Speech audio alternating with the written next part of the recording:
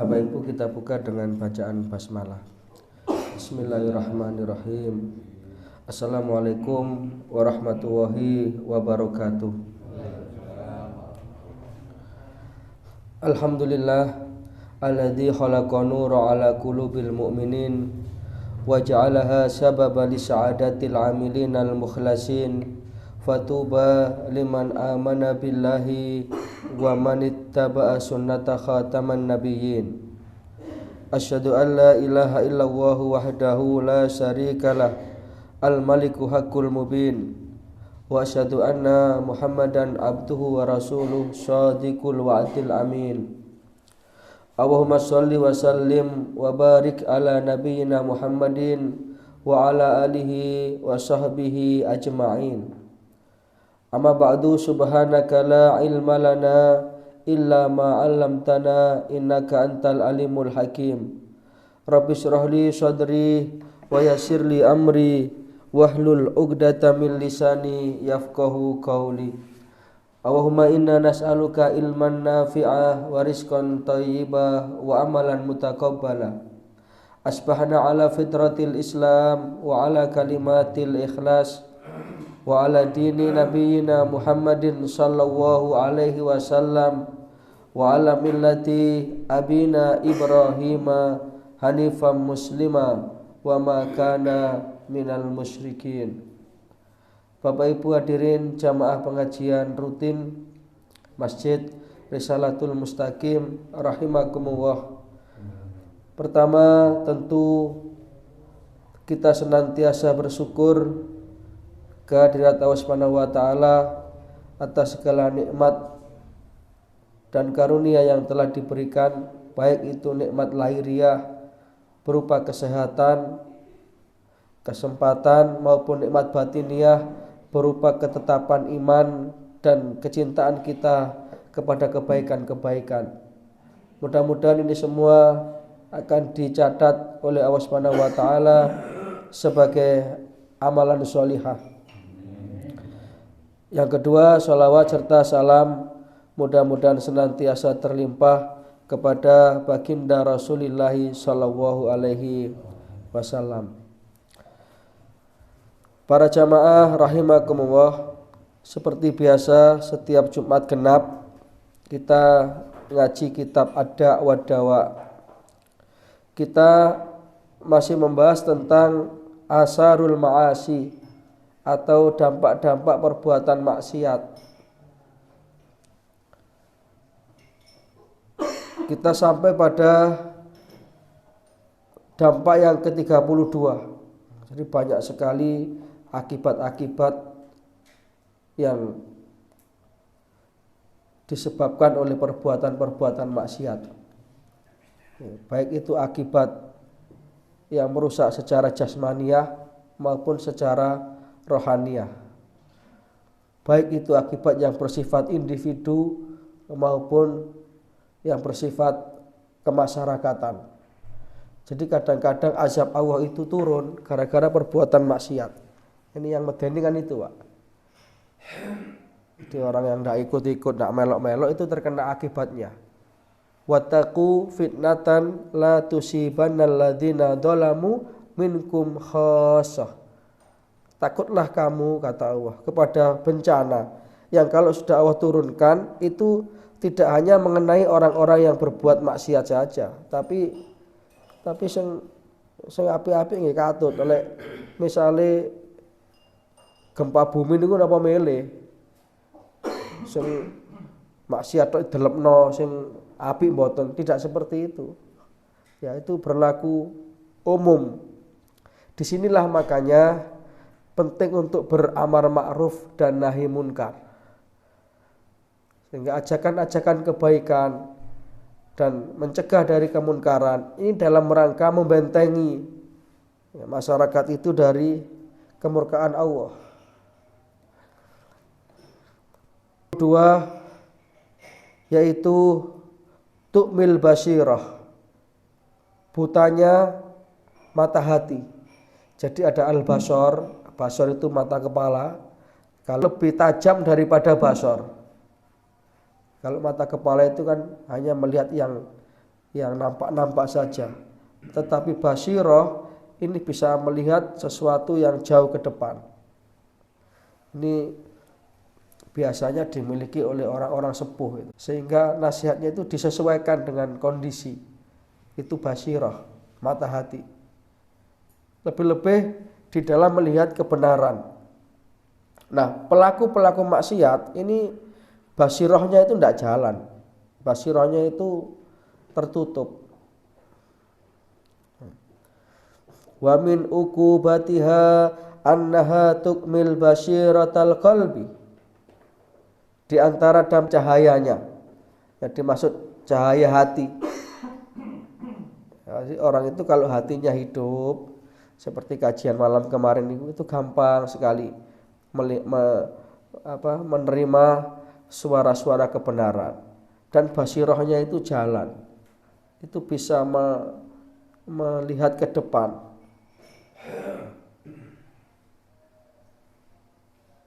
Misalkan seorang bapak punya anak minta dibelikan sepeda motor.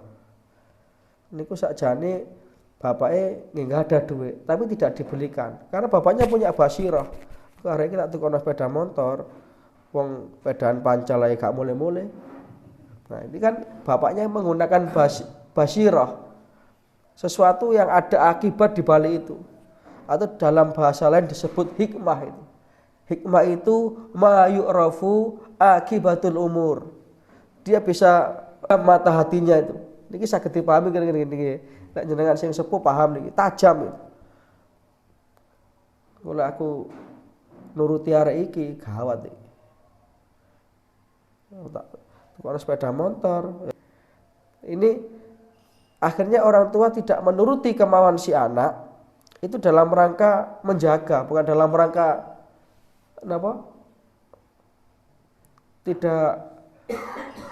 tidak dalam rangka pelit, tetapi dalam rangka kebaikan si anak itu sendiri. Itu namanya basirah atau hikmah. Nah, orang yang berbuat maksiat maka cahayanya itu akan padam. Yang tidak kalah bahayanya watasuddu turuqal ilmi, dan akan tertutup jalan-jalan ilmu. Nyun sewu ngapunten nggih, jenengan ngaji ngeten iki sregep, berarti ini tandane basirahnya itu masih hidup, Pak. Jadi lek basirahnya enggak hidup, ngaji ngeten mboten kira purun.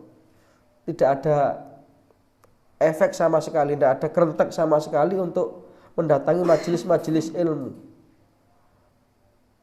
Jadi orang yang hatinya itu sudah tertutupi oleh maksiat-maksiat, maka tasuddu turuqal ilmi, tertutuplah jalan-jalan ilmu. Yang dengan tertutupnya jalan ilmu itu akibatnya wa tahjubu mawaddal hidayah, akhirnya tertutuplah jalan hidayah, jalan petunjuk. Ini kronologisnya seperti itu. Jadi orang itu kalau sudah hatinya itu dipenuhi dengan kemaksiatan yang tidak segera ditaubati, kemudian akan menjadikan hati itu padam cahayanya. Kalau sudah cahayanya padam, tertutuplah jalan-jalan ilmu. Semangat untuk mengkaji, mempelajari, dan mendalami agama ini tidak ada sama sekali. Hidupnya hanya tersibukkan dengan urusan-urusan dunia.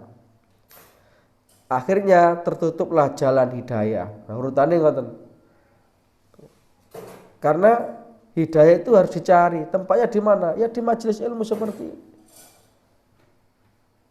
Hidayah itu adalah petunjuk Allah, cahaya Allah, nur ilahi yang tidak akan tembus di dalam hatinya orang-orang yang berbuat maksiat.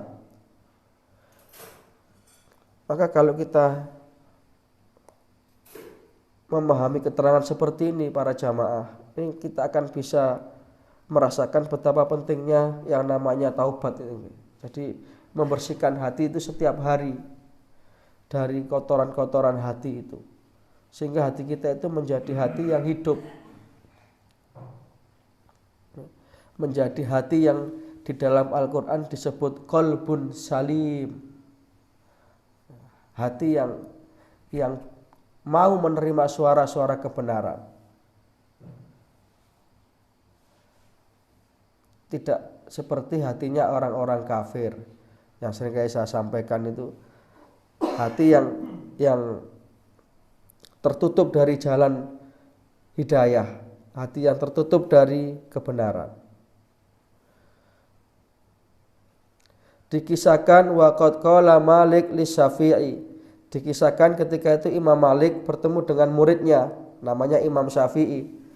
Jadi Imam Syafi'i itu muridnya Imam Malik. Imam Syafi'i ini luar biasa para jamaah.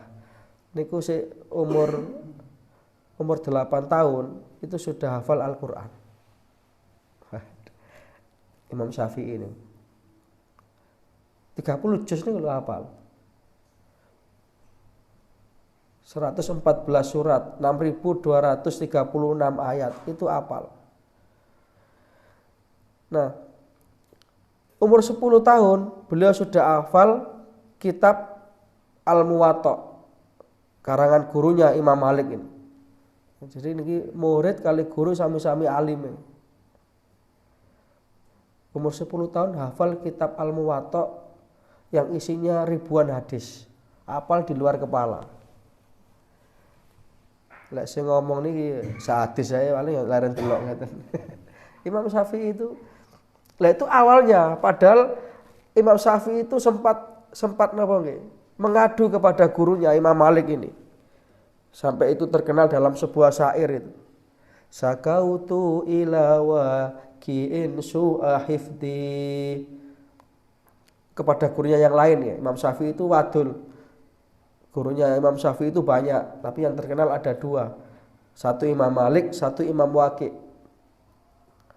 Satu ketika Imam Syafi'i ini mengadu kepada gurunya Imam Waqi', su'ahifdi, tentang lemahnya hafalannya.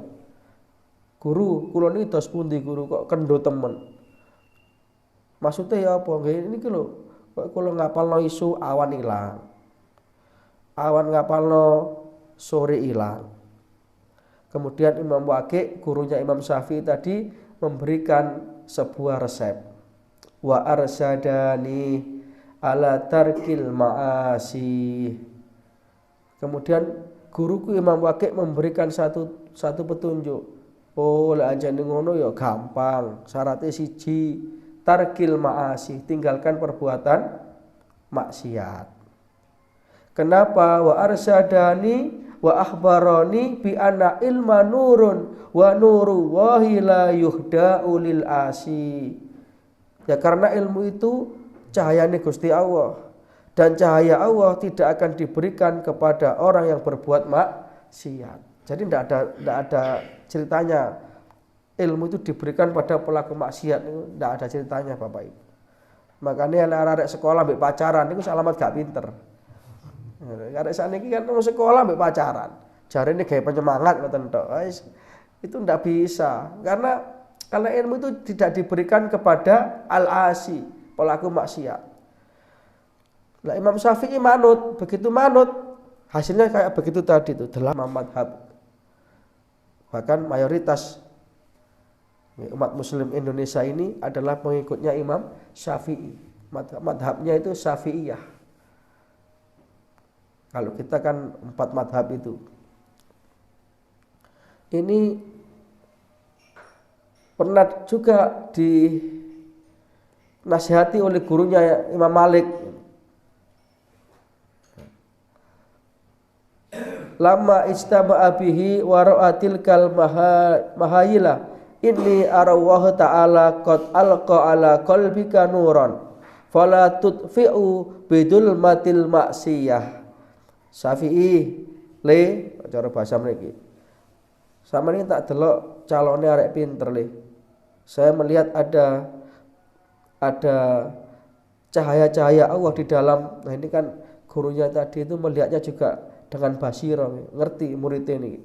Bagi bakal arek pinter. Syafi'i, kamu ini bakalnya jadi anak yang pinter, yang cerdas. Saya melihat dalam dirimu itu ada cahaya ilmu yang diberikan oleh Allah. Maka pesan saya, kata Imam Malik kepada Syafi'i, fala tudfihu bidul matil maksiyah. Jangan kamu padamkan cahaya Allah itu dengan kegelapan maksiat. Jadi kalau seorang orang tua itu ingin punya anak yang cerdas, ya, dan hatinya itu hati yang hidup, maka harus diteliti anaknya putra putri ini pacaran sama mboten. Pacaran ini ngerusak gitu. Tidak ada ceritanya. Bergabung antara cahaya dengan maksiat. Wala yazalu hadan nur yad'ufu wa yatmahilu. Cahaya tersebut semakin lama akan semakin hilang. Dan kegelapan maksiat wa dhalamul maksiyah yakwa hatta yasirul qalbu fi mislil lail. Jadi kalau tidak segera ditaubati, lama-lama maksiat itu akan terus menjadi kuat sehingga hatinya itu betul-betul menjadi gelap mislil lailil bahim, seperti gelapnya malam yang tanpa sedikit pun penerangan. Koyok nama niku lampu mati ngoten niku lho. Peteng pun, hatinya peteng. Saku ini peteng wis gak ketok sapa-sapa. Jadi nanti mireng ngomongan ngoten niku itu orang yang hatinya sudah tidak tembus hidayah nih. Biasanya tiang ngeten iki nekat nih. Lek perlu goroi ya goroi, bahkan lek perlu membunuh ya membunuh, karena gelap itu yang gelap hatinya. Peteng tok ngene iki wis. Apa? Barang angel itu naudzubillah min dzalik, itu gelapnya hati. Sebabnya ya tadi itu karena maksiat yang tidak ditaubati.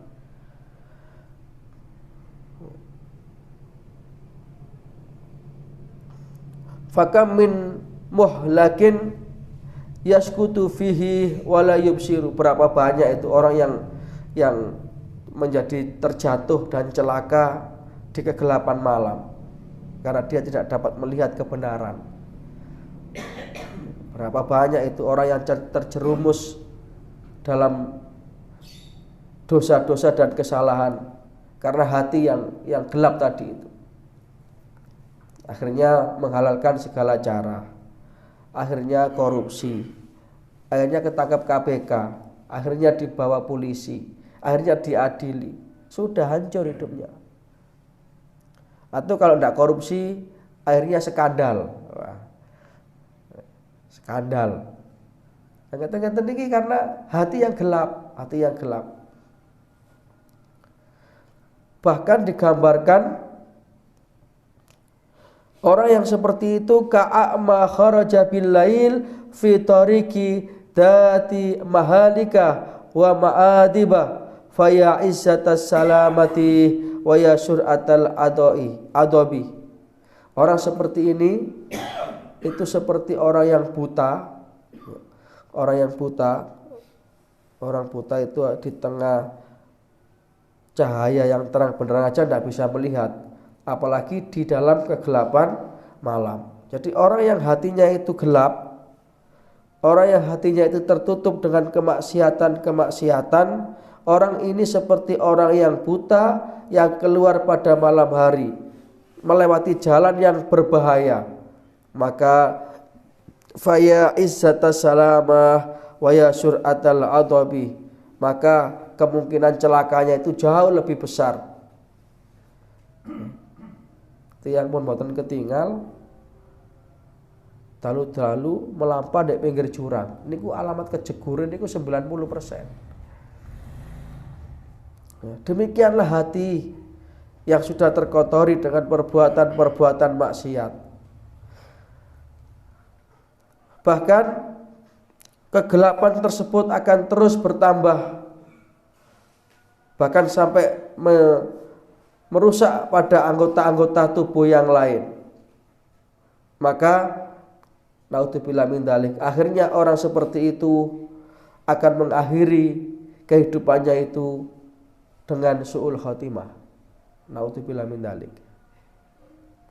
Jadi karena tidak ketemu jalan taubat, karena hidupnya hanya dipenuhi dengan kemaksiatan, akhirnya ketika sudah sampai ajalnya datang, dia belum sempat bertaubat. Naudzubillah min dzalik. Maka beruntunglah orang yang sudah mempersiapkan dirinya dengan memperbanyak amal-amal sholih, mempersiapkan dirinya dengan memperbanyak taubat. Sehingga Rasulullah berpesan, badiru bil a'mali sholihat. Ayo segeralah melakukan amal-amal yang sholih. Fasatakunu fitanun kakito'il lailil mudlim. Karena kamu nanti akan berjumpa pada satu zaman itu seperti malam yang gelap gulita. Jadi obatnya hati yang rusak ini adalah badiru, bersegera bil a'malis sholihat. Beliau ini sudah nyata-nyata diampuni dosa-dosanya oleh Allah Subhanahu wa taala. Itu saja dalam sehari beliau tidak kurang 70 kali bertaubat kepada Allah. Itu Kanjeng Nabi, manusia maksum. Liyaghfira laka Allahu ma taqaddama min dzambika wa ma ta'akhkhar. Dalam Al-Qur'an itu.